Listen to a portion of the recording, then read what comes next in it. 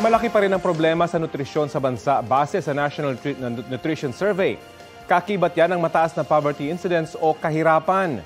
Balitang hatid ni Bernadette Reyes. Ang pamilya ni Arnel madalas sumasala sa pagkain. Kumita sila ng kanyang live-in partner ng 200 pesos. Mas madalas tapos po eh. Pero pagkakasya po pag kung magkano lang po yung pera.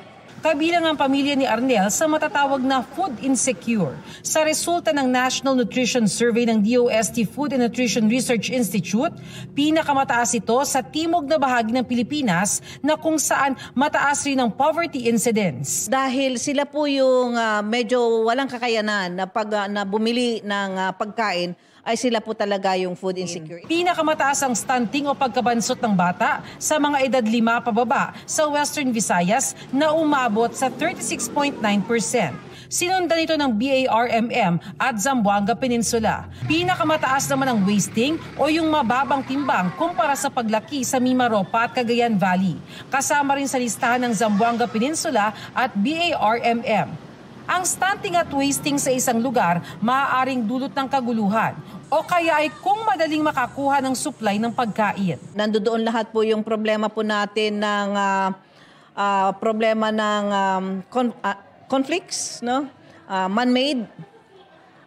And then that will put everybody actually at stake, no, to get food. And it matters much also on the production side. Ayon sa DOST-FNRI, mahalaga ang resulta ng National Nutrition Survey dahil natutukoy nito ang mga lugar kung saan pinakamataas ang malnutrisyon sa bansa. Kabilang raw sa maaaring gawin ay ang pagpapalakas ng produksyon ng pagkain sa mga lugar na mataas ang malnutrisyon, pati na ang pagsisiguro na samot-sari ang mga pagkaing itinatanim sa isang lugar.